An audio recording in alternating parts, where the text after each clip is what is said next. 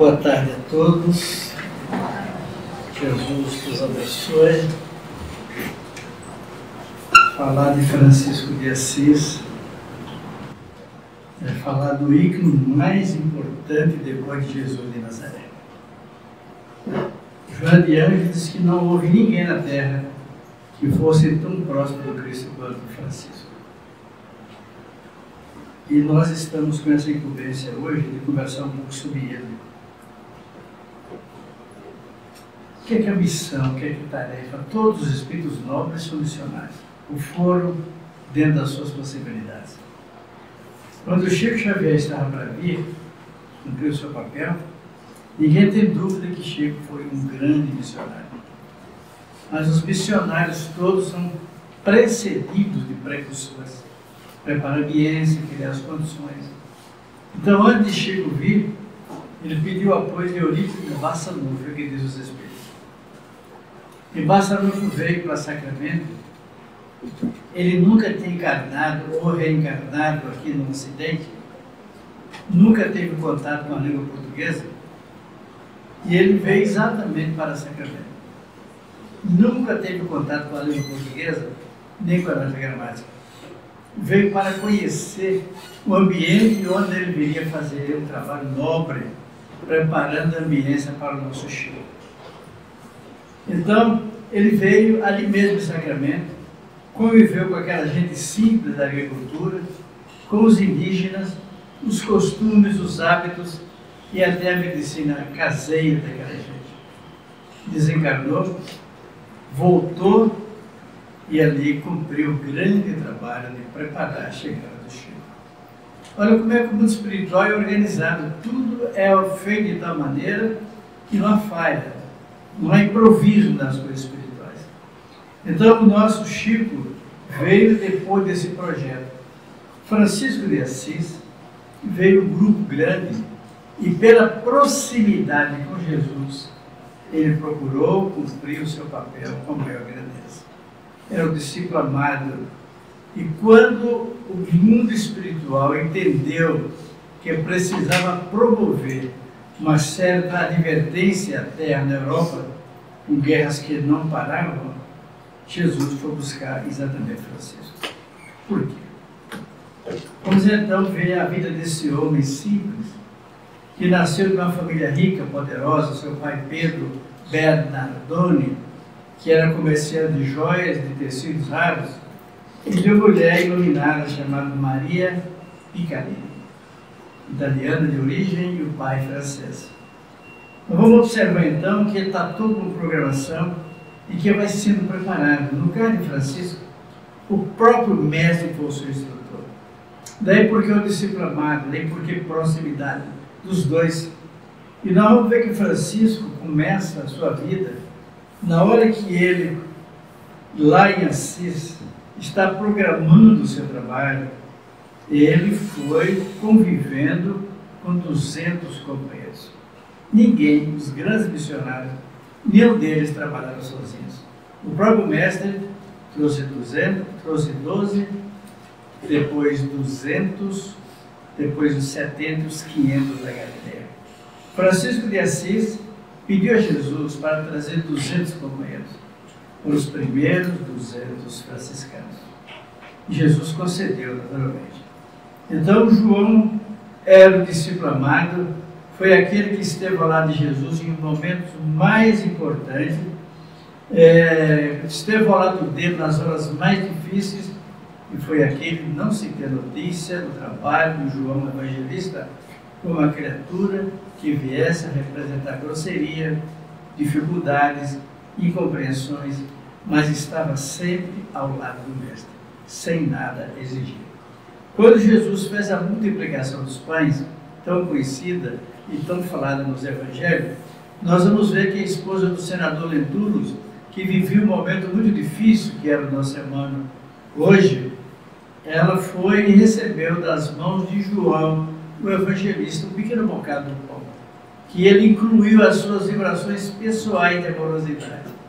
E Lívia diz, quem tiver interessado no livro há 2000 anos, ela disse que na hora que João lhe deu, ela se sentiu envolvida por uma vibração de ternura tal que começou a chorar. Colocou na boca, estava vivendo um momento de tormento no lar, colocou na boca aquele pequeno pedaço de pão. Não teve coragem de engolir. Deixou que o tempo, que as células pudessem ir absorvendo lentamente. E aquilo foi energizando o seu corpo e o seu psiquismo, para que ela pudesse suportar dificuldades e cumprir o seu papel. Quando Jesus fez a transfiguração, lá estava Pedro, Tiago, João, e aparecem materializados, está lá Moisés e Elias. Nós sabemos que Pedro, que era um homem simples, mas de um coração generoso, ele, entusiasmado com aquele fenômeno extraordinário, quem viu materialização é uma coisa muito diferente realmente. Materialização é um fenômeno que não se esquece jamais. Tive o privilégio de participar de 2 reuniões de materialização e de conversar com o Espírito, tocar nele, amassar, é uma coisa que mexe com o nosso emocional, definitivamente. Então Pedro ficou tão tocado por aquele fenômeno, viu Cristo, e junto dele Moisés e Elias, espíritos desencarnados, que ele então propôs a Jesus ali colocar 3 tendas para atender o trabalho e as pessoas iam lá orando. João foi o único que não se manifestou. Ficou na sua grandeza, oferecendo o ectoplasma necessário para a materialização. É sempre assim. As criaturas grandiosas não têm necessidade de se parecerem grandes, simplesmente são. Na hora que ele esteve com Jesus na crucificação, nós sabemos que os espíritos, os apóstolos, todos ficaram com medo de fugir. Apenas João e as mulheres. Estava lá a hemorroíça, estava lá Maria de Nazaré, Maria de Magdala, Maria viúva e irmã de Pedro, as mulheres que representaram o apoio ao mestre, estavam todas lá. E dos apóstolos, apenas João, que era um jovem de pouco mais de 16 anos, cabelo de trigo maduro, e olhando aquela situação do mestre crucificado, ele apenas se perguntava dele para com ele mesmo: por quê a ingratidão dos homens? É difícil para o nosso nível de compreensão entender como é que uma multidão de almas que só recebeu apoio, coragem, cura e trabalho de Jesus, e ser por eles próprios crucificados. Então, naquele momento, João, o evangelista, chega perto de Maria, que estava ali ajoelhada, chorando. Diz os Espíritos que naquele momento Maria não era missionária, era apenas a mãe. E o coração de mãe é aquela que sofre com a dor do filho, se entrega por inteiro. E João chegou em silêncio, colocou a mão sobre o seu ombro, ajoelhou ao lado dela e ela se deixou envolver por aquele momento de beleza e de ternura. Porque o amor não precisa de palavras, é simplesmente amor. E é naquela hora que os dois, na expectativa de um olhar do mestre, na sua despedida, Jesus estava ali do lado dos 2 ladrões, o bom ladrão, o mau ladrão, se é que se pode chamar assim, Gestas, o mau ladrão, e Dimas, o bom ladrão, que ele pediu: Senhor, quando estiver no seu reino, lembra-te de mim. Em verdade te digo que estarás comigo no paraíso. As traduções são variadas. Alguns chegam a afirmar e diz: hoje estarás comigo no paraíso. As traduções mais responsáveis: estarás comigo no paraíso. Mas não precisou que era hoje, porque senão estaria agredindo a lei. Eu não vim destruir a lei. Então, nós sabemos que Dimas teve inúmeras reencarnações. Redimiu-se, assim como Judas. Desse modo, nós vamos ver que há todo um trabalho no mundo espiritual para ir preparando um grande trabalhador, que foi Francisco de Assis. E Jesus foi ali oportunizando esses ensinamentos que ele preparou para as missões novas, que ele não sabia exatamente como seria. Então, ali naquele ambiente, na hora que Jesus conseguiu com dificuldade virar a cabeça, que estava sangrando pelos espinhos, ele olhou para Maria de Nazaré e falou apenas: eis aí o teu filho. Os espíritos dizem que Maria, naquele momento de dor, não entendeu. Mas o jovem evangelista pegou na mão da Mãe Santíssima, olhou para Jesus e ele, olhando, disse: filho, eis aí a tua mãe. É difícil para nosso nível de compreensão sentir a profundidade da dor. E o jovem apóstolo, naquele momento, ele disse que Jesus não lhe falou apenas: eis aí a tua mãe, mas de João, meu amigo, meu irmão, aí está minha mãe. Eu já não tenho mãos para fazer o que eu poderia fazer por ela, mas eu estou lhe pedindo que fique com ela e que apoie como se fosse ela. A gente pode imaginar a grandeza e a confiança de Jesus no jovem apóstolo. Pegue a minha mãe, João, e cuide dela. Seja as mãos, os braços que eu já não tenho mais. E João, a partir daí, até o desencarne de Maria, ele estava ao lado da Mãe Santíssima, apoiando-a e ajudando como se fosse o próprio Mestre. Assim que pôde, levou-a para Éfeso, lá no Monte Promontório da Grécia. Eu tive o privilégio de estar lá há 3 anos atrás para conhecer e estudar um pouco e chorar, porque o espírito gosta de chorar, né? Nessas horas a gente emociona, não tem como não chorar. Então, naquele ambiente onde morou Maria Santíssima, 2000 anos, a casa desapareceu, mas uma médium na Alemanha teve uma previsão, um desdobramento, e tinha lá os restos da casa. Ela desenhou, redesenhou, e foi reconstruída a casa onde viveu Maria e João. Hoje a Igreja Católica fez lá o santuário e chegam lá milhares de pessoas todos os dias. Você tem o direito de ficar exatamente 10 minutos apenas. Eu fiquei 10 minutos apenas. Então, mas a gente se emociona e já entra chorando pela impregnação das vibrações que ali estão presentes. Quando Jesus despediu-se definitivamente da terra, depois da sua crucificação, lá estava João Evangelista, pregando para os chamados 500 da Galileia. Então foi ele, com a sua sensibilidade, que falou sobre Jesus para aqueles 500 homens e mulheres e crianças, para falar da missão que o Mestre doava a cada um. Mas não falou da sua missão, apenas preletou sobre Jesus. E o Mestre, depois da sua palavra, começou a esvanecer-se. Foi subindo, subindo na direção das estrelas. Os 500 que estão lá, diz os Espíritos, Jesus recomendou que saísse pelo mundo. Cada um era missionário ao seu nível e de acordo com o seu tamanho, com a sua grandeza, com as suas possibilidades. E ali estava João, silenciosamente, orando e agradecendo. Mas nós vamos observar que essas criaturas grandiosas, elas cumprem o seu papel porque vai lhes sendo dado as informações e o preparo para o cumprimento da tarefa. Quando a Europa estava banhada de sangue, muitas guerras, muitas lutas, muitos problemas, Jesus foi chamado. Ele estava dormindo, nasceu para uma família rica, como dissemos, nas lojas de Pedro Bernardone, é um castelo enorme lá na cidade de Assis. Quem for Assis, vale a pena conhecer a casa de Francisco, que de pedra não acaba, suporta o tempo. 2000 anos está lá a casa de Francisco, onde ele viveu com seu pai Pedro Bernardone e sua mãe Maria Picali. Então foi ali naquele ambiente que ele foi educado, preparado, mas de tanto poder, até que um dia ele estava incomodado, porque saía pelo campo no cavalo branco que ele tinha e via os leprosos, eram muitos leprosos na região da Pociúva. E foi ali que ele viu os leprosos e as pessoas diziam que a lepra era contagiante.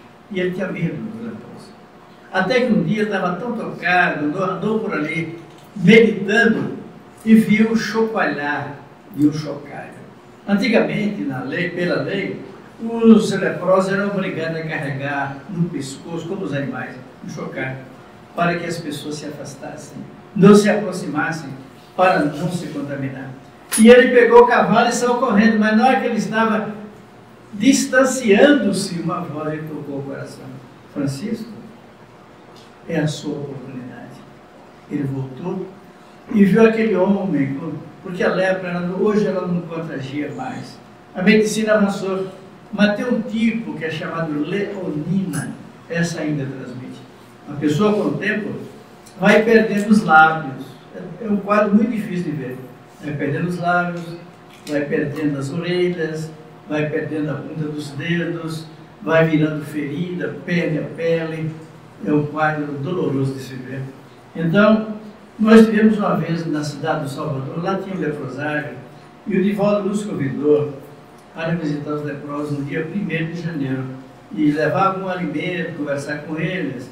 E quando lá chegamos, 9 horas da manhã, mais ou menos, eles estavam embaixo nas grandes mangueiras. Levamos torta, bolo, comida, alguns presentes, e eles estavam ali, e a gente preocupada, e fiquei com medo, porque o quadro é um quadro muito difícil. Então, o Divaldo fez a palestra, e nós aplicamos passe neles, mas tinha uns que não conseguiam sair da cama, tinha umas pequenas casas lá, e chegamos na casa de um deles, que estava muito revoltado, porque era um homem rico, e a sua família não lhe dava suficiente apoio.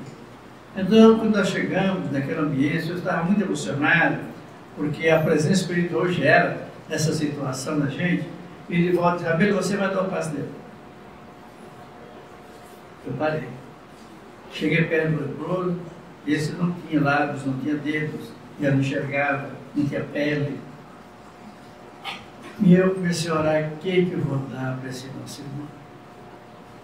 Eu vi a mentora dizer, apenas faça prece e estenda as mãos. Eu faço o meu trabalho. Então, na hora que eu levantei as mãos, eu senti Joana de Ângeles começar a transmitir as suas energias sublimes naquele cidadão. Ele foi acalmando-se, passa a mão e adormece. Então, esse fenômeno acontece para despertar em nós o nosso compromisso com a vida, com o outro. Não é sem razão que a doutrina espírita coloca a caridade como um grande instrumento de crescimento de cada um de nós. Então, nesse contexto aqui, como é que a missão de Francisco se fez? Como é que ele cumpriu esse trabalho? De que maneira? Então, podemos nos lembrar que ele pediu a Jesus que pudesse reencarnar com 200 companheiros.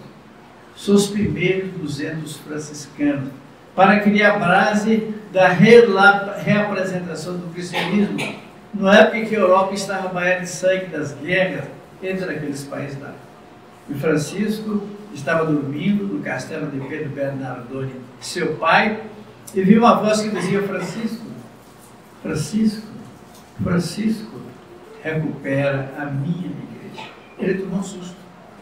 Desceu da cama de repente, colocou o cobertor no chão, ficou deitado naquele ambiente duro. E a voz: Francisco, Francisco, e o nosso compromisso. Daí para frente, Francisco, que gostava da alegria, da música, da companhia dos amigos, abandonou e começou a encismar-se. É o acordar do compromisso. E saiu passeando por ali, até que ele viu lá uma igrejinha de San Damiano, que fica na Porciúncula, que é linda Porciúncula, que compõe aquele ambiente da igrejinha de San Damiano. E ali então ele chegou e viu aquela igrejinha cair dos pedaços. Ele desceu do cavalo, chegou lá perto e a voz repetiu: recupera a minha igreja. Ele entendeu que a igreja era recuperar as pedras, eram os tijolos, e começou ele próprio a trabalhar com as mãos próprias. E foram surgindo os velhos 200 primeiros, foram chegando para ajudá-lo, alguns heróis, alguns que participaram das guerras. Naquele tempo a guerra era uma coisa quase comum. E ele ficou ali naquele ambiente e vendo, trabalhando na chuva, e a presença dos amigos que foram se achegando. Mas naquela época, para poder pregar o Evangelho, tinha que ter a autorização do Papa. Dominava a igreja, ou dirigia o Papa Inocêncio II. Ele então foi a Roma para conversar com o Papa e pedir a ele ajuda para poder pregar, a autorização. Viajaram para Assis, de Assis para Roma, e ficaram na Praça de São Pedro 30 dias dormindo à noite, sem cobertor, sem roupa, sem comida, sem teto. Levou um pequeno grupo, eram apenas 12 os primeiros, coincidentemente 12, e até que na hora que Pedro e Bernardo desistiram e começaram a voltar para Assis. O Papa naquela noite teve um sonho. Lhe apareceu o Papa João de São Paulo, de 189 anos atrás, que dizia: Inocêncio, receba Francisco, é Jesus que eu quero. E o Papa ficou tão assustado que levantou-se, mandou buscar Francisco, que já estava chegando em Assis. Quando entraram, humilde, simples, descalço, diante do Papa, naquele tempo o Papa era o rei da terra. Quando entraram na Catedral de São Pedro, que é belíssima, lá estava aquela multidão de cardeais, de cabeças coroadas, da nobreza europeia, e o Papa lá no ponto mais alto, com a maior autoridade da terra naquele momento. Francisco era tão humilde, ajoelhou-se diante de sua santidade e disse: Inocêncio, Jesus nos ensinou a amar.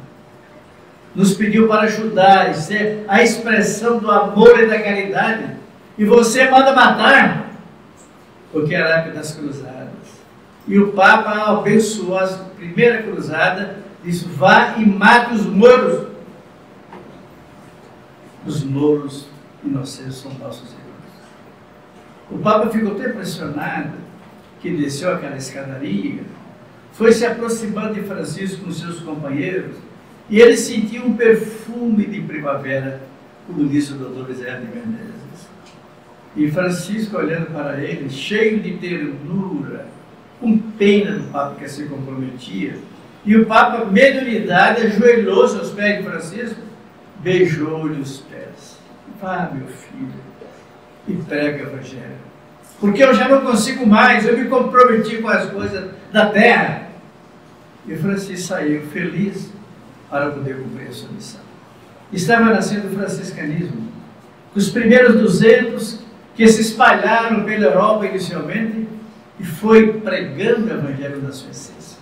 A igreja estava comprometida pelos equívocos. E Francisco pregava a palavra do Cristo como Cristo pregou. Os tempos foram passando, a igreja, o cardeal da época, lá de Assis, começou a perseguir Francisco, porque as pessoas estavam sedentas de sentimento, de beleza. Iam todas lá para falar com Francisco e com os franciscanos. E a igreja formal, toda aquele cerimonialística, já não tinha pessoas tão vazias. E Francisco, que a todos recebia, ele e os companheiros, promovia as curas, fazia o trabalho da caridade, recebia a todos com amor. Então ali surgiu o primeiro, depois das guerras tantas, primeiro momento de amor verdadeiro dentro da igreja. Foi nesse contexto que Clara de Assis, era uma menina de 16 anos, de Joana de Ângeles, que é ela própria, ela disse que era uma mulher linda de 16 anos. 16 anos é sempre uma idade muito linda, né? E Clara de Assis era uma menina muito bonita, filha de família nobre, que ela um dia procurou Francisco lá na Porciúncula. Ele estava andando por aquelas flores lá na frente, e ela chegou: Pai Francisco, assim todos o chamavam. Quando nos voltaremos a ver? Ele chegou perto dela, pegou-lhe nas mãos e falou: Clara, minha irmã, me ajude a conduzir as nossas irmãs mulheres para Jesus. Então Clara entendeu seu papel, largou a família rica, cortou os cabelos e começou a cuidar dos leprosos com ele. E foi crescendo o trabalho de Francisco com seus companheiros e irmãos. Chegou a hora em que ele mandou todos na hora do trabalho. É a caridade aplicada, praticada, exercida. Vão sempre dois. O meu pai, o outro filho. Quando o pai cansar, ele se embora naturalmente. O filho assume o lugar do pai. O pai que está carente assume o lugar do filho. Para que haja encorajamento, compromisso com a causa. E eles saíram pela Europa inteira pregando. E Francisco recolheu-se e foi estar ali com os nossos irmãos leprosos. Recebeu o recado do Papa, que estava morrendo, Inocêncio II, e pediu que ele fosse lá para abençoá-lo. Francisco chegou, olhou para o Papa, Da primeira vez era aquele homem cheio de paramentos, incenso, mirra, nobreza, riqueza, música elevada, e ele chegou dessa vez. Não tinha ninguém. Tinha apenas um homem enfermo. E que os lepromas cheiravam mal. Aquele corpo doente. E Francisco chegou ali, olhou para aquele homem, não disse qualquer palavra. Apenas fechou os olhos e começou a cantar. Francisco gostava muito de cantar.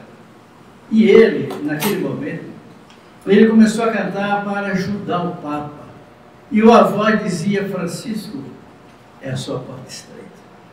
Ele estendeu as mãos sobre sua santidade e começou a cantar: Senhor, fazei de mim instrumento da vossa paz. Todos nós sabemos. Onde houver ódio, permite que eu semeie amor. Onde houver ofensa, que eu leve perdão. Onde houver discórdia, que eu leve união. Onde houver tristezas, que eu leve alegria. Onde houver trevas, que eu leve a luz. Diz os Espíritos que na hora que Francisco orava e cantava das suas mãos, as energias que ele emitia, com a música, com a ternura, com a grandeza espiritual, ia caindo sobre o corpo ferido do Papa, e eu fechando os lepromas. E aquele odor desagradável foi desaparecendo, desaparecendo, e quando ele acabou de cantar, o Papa estava curado. Esses fenômenos lindos que aconteceram com Francisco, um pouco antes, ele estava ainda na encarnação de João, o Evangelista, e acabou de ir para a ilha de Patmos para escrever o Apocalipse. Quando voltou, já que ele esteve ali há algum tempo prisioneiro do Império Romano, ele pegou a canoa, a embarcação modesta, na direção da capital da cidade, de Jerusalém. E dizem que ele falava com tanta ternura que os peixes sentiam. E à medida que ele ia andando, os peixes grandes, os peixes pequenos, iam acompanhando a sua canoa. E ele, ao chegar no porto de Jerusalém, ele tinha pedido para que se convocasse as lideranças cristãs para lançar o grande programa de Jesus.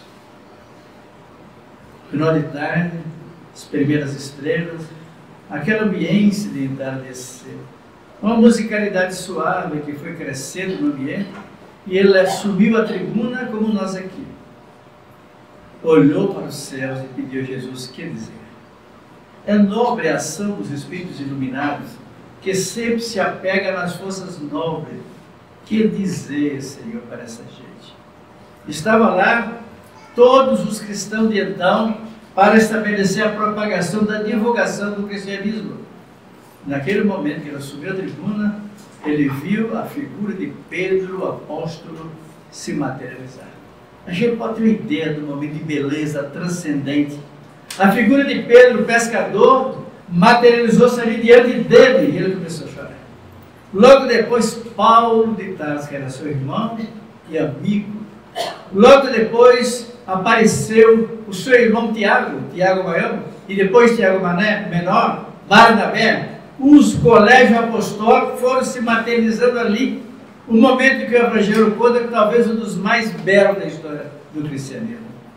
E ele, emocionado, começou a dizer da importância de cada um dar a sua contribuição para a divulgação da mensagem do Cristo de Deus. E quando ele estava ali orando, emocionado, no final, as primeiras estrelas começaram a aparecer, o sol foi se pondo, e as nuvens começaram a dizer que a noite chegara.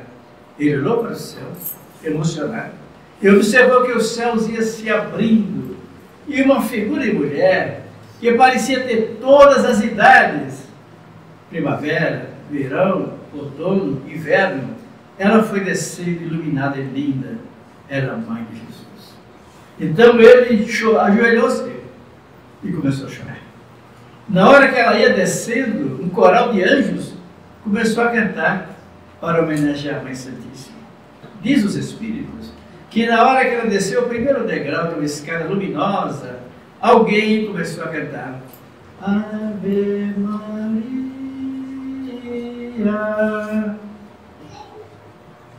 E ela desceu o segundo degrau. E o coral de anjos, Virgem do céu, santa de amor. Terceiro degrau. tens vosso olhar toda magia. O quarto degrau da luz que brilha no olhar do Senhor. E Maria foi descendo, e o coro de anjos cantando: venha a nós a graça que expende de vós. Venha a nós o vosso amor. E Maria, iluminando a cidade de Jerusalém, ela foi descendo e os anjos cantando: dai paz, amor, felicidade. Aqui na terra onde andamos, desculpa, moça, ao léu, fazer triunfar no mundo a verdade. Ó vós que sois a rainha do céu. Quando Maria chegou embaixo, os anjos cantavam Ave Maria. Foi assim apresentada a homenagem à Mãe Santíssima pelos anjos dos céus.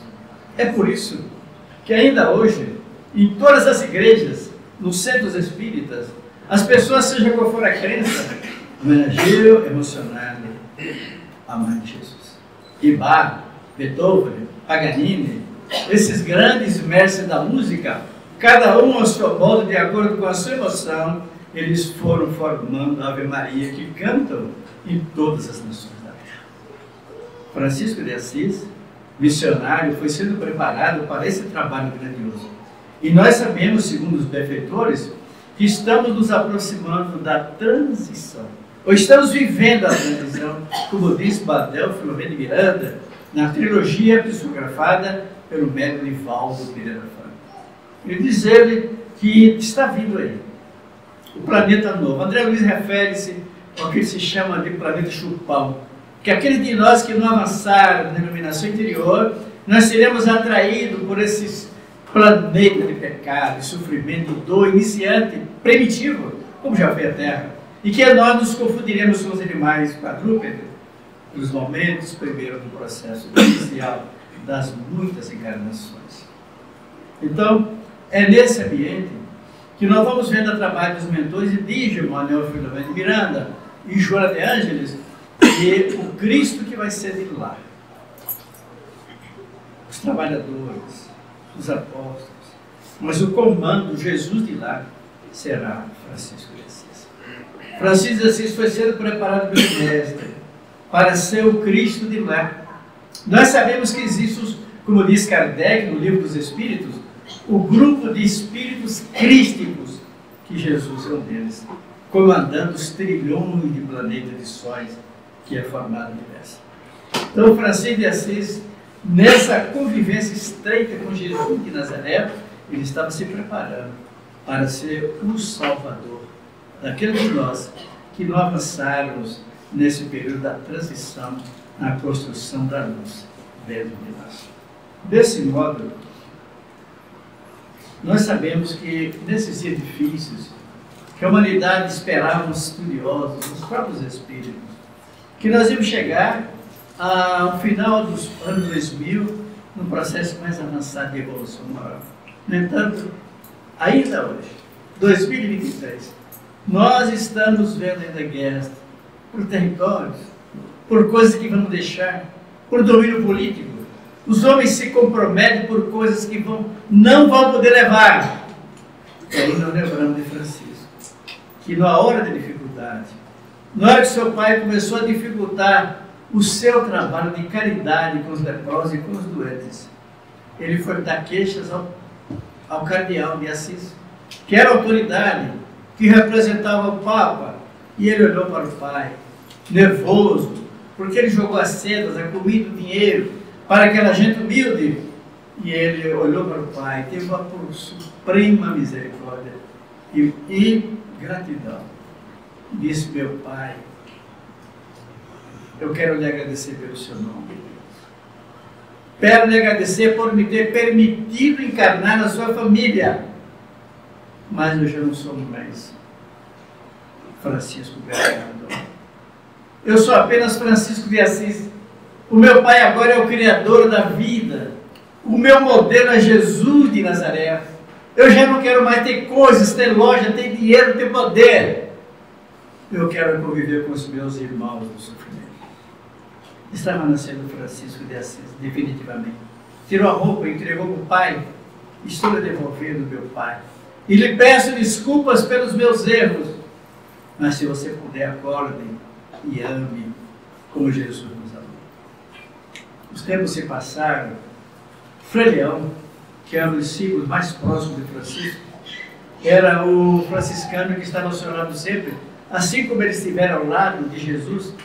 Ele, o Frei Leão, é o Francisco lá dos futuros milenares da frente. Diz ele que perguntou a Francisco, que estava capinando o jardim do monastério: Pai Francisco, se você soubesse que ia morrer hoje, o que você faria? Continuaria capinando o meu jardim. É a consciência de que a vida é curta, de que a vida é breve, que tudo isso passa, que nós temos que fazer o nosso papel, que nós temos que ajudar a humanidade a ser melhor nesse dia difícil.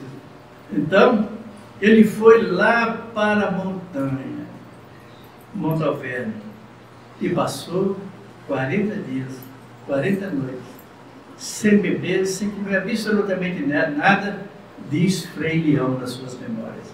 E Frei Leão, depois de 40 dias, nenhum de nós suportaria. Se ele ficar em jejum um dia, 2 dias, dá dor de cabeça. Francisco ficou 40 dias, 40 noites, orando, de braços abertos. E implorava a Jesus: se eu puder, Senhor, se me permitires, eu te amo tanto que gostaria de ter nas minhas mãos e no meu corpo as marcas do seu sofrimento. Diz Frei Leão que naquela hora então um ser na forma de pássaro desceu das estrelas, veio na direção de Francisco, marcou-lhe as mãos e os pés e o lado, e ele começou a chorar. A sensibilidade cresce e aumenta, e a gente não suporta, não estamos preparados para esses momentos de glória das coisas santas da vida. Então, depois de 40 dias, Francisco, com dificuldade, começou a andar na direção de Assis, porque ele provocaram uma reunião com todos os 200 franciscanos que voltavam dos pontos mais diferentes da Europa. Ele tinha ido, ele pessoalmente, atravessou o deserto e foi tentar reduzir ou parar a guerra entre os cruzados e os árabes, que estavam ali na expectativa de salvar a Terra Santa, ou Túmulo Santo. E ele ficou ali 40 dias, orando, conversando com os árabes, com os cruzados, e quando voltou, ele estava cego. Porque o calor do sol, a areia do deserto, ele viajava mais de madrugada, e o calor foi impregnando os seus olhos. A medicina não tinha recurso na época, e ele ficou cego. E quando chegou a Assis, levaram o médico, e o médico diz: o único recurso que nós temos hoje na medicina é queimar os olhos. Então ele tem uma mensagem linda, que ele começa a chorar, diz: fratelli fuego, meu irmão fogo, não me queira tanto mal. E o médico veio com aquele ferro em brasa, colocou sobre os olhos de Francisco, que era catarata naquela época. Hoje a medicina faz com facilidade. Frei Leão disse que lhe doeu tanto nele, Frei Leão, que ele desmaiou.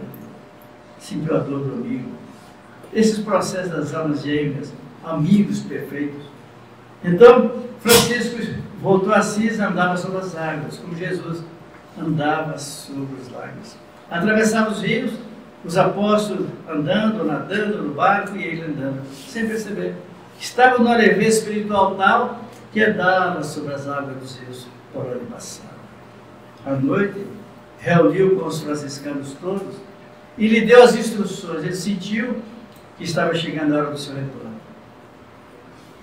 Como ele gostava de cantar, a Igreja Católica fez, lá onde está o ambiente hoje, um santuário enorme, era a igrejinha pequena de San Damiano, que ele reconstruiu com as suas mãos. E ali os franciscanos, todos os dias, 18 horas, eles cantavam e cantam para homenagear Francisco. Eu estive ali 2 vezes, chorei muito ali. Lá naquele ambiente o túmulo de Francisco, os restos mortais de Francisco e dos primeiros franciscanos. E tive uma emoção muito grande, porque esse ambiente é impregnado de fé, de orientação espiritual. E eu vi chegar um espírito descalço, com aquela roupa própria dos franciscanos, uma corda amarrada na cintura, cabelo mais ou menos como o meu, vazio aqui atrás. E eu perguntei, meu irmão, o que a gente faz para seguir Jesus com eficiência? Ele me disse, vem comigo. Não era Francisco naturalmente, não tem mérito, mas era um franciscano, amigo dele, pegou-me na mão, eu fui subindo, subia tanto que quando eu cheguei no ponto mais alto, eu vi a terra como se fosse uma naranja. Diz, ali embaixo estão muitos homens orgulhosos, que acham que são donos do mundo, e apenas um homem. Tamanho de uma laranja, o planeta inteiro. Agora vamos descendo, e nós fomos descendo. E ele me deu, agora a hora direita da terra, eu vi um lago enorme. Olha no fundo do lago. Eu via inúmeros espíritos com os pés atolados naquele ambiente de lama. Eles são aqueles que desprezaram o Evangelho. E via outros como que a escada saindo daquele lago e eles subindo para respirar lá fora o ar matinal. Esses são aqueles que já se interessam pelo Evangelho de Jesus. E depois ele me mostrava uma campina verde, pessoas trabalhando a terra. E são, perguntei a ele, esses são aqueles que amam e trabalham na divulgação do Evangelho de Jesus. E o que é que eu faço? Ele me respondeu, faça como os últimos, trabalhe o coração dos homens. Então, meditando nessas situações, diz os Espíritos de Frei Leão, que Francisco reuniu os 200 para se despedir. E despediu cantando, como gostava de fazer. Na sua manifestação de amor à vida, alguns chamam Irmão Sol, Irmão Lua, outros chamam a canção da fraternidade, não importa. Mas os franciscanos, todos os dias, 18 horas lá, naquele santuário gigante, eu estava lá embaixo, o resto mortal de Francisco. Os franciscanos cantam, e eu cantei com eles sem saber. Mas cantei em português e eles em italiano, naturalmente, e eles cantaram mais ou menos assim. Me permita a licença de cantar. Ó irmão sol, irmã lua, abre os meus olhos, quero ver a luz. Abre os meus olhos, quero ver a luz. Ó irmão vento e a chuva, cantem pra mim canções que tragam paz. Eu amo gosto de viver, vivo cantando entre os meus irmãos, sempre cantando com muita alegria, levo os meus dias pregando amor. Essa foi a preparação de Francisco para ser o Cristo de Deus no planeta que vai nos abrigar, aqueles de nós que não conseguimos avançar e que viremos experimentar reencarnações dolorosas no planeta primitivo. Na hora da dificuldade, aqui na casa de André Luiz, que relata para nós o mundo espiritual, com a grandeza que só ele sabe fazer. De vez em quando conversemos com ele, André Luiz, e peça a ele, se puder, nos inspire na missão de Francisco de Assis, para que ofereçamos a nossa contribuição na melhoria do homem e das mulheres na terra. Muita paz a todos e Jesus nos abençoe.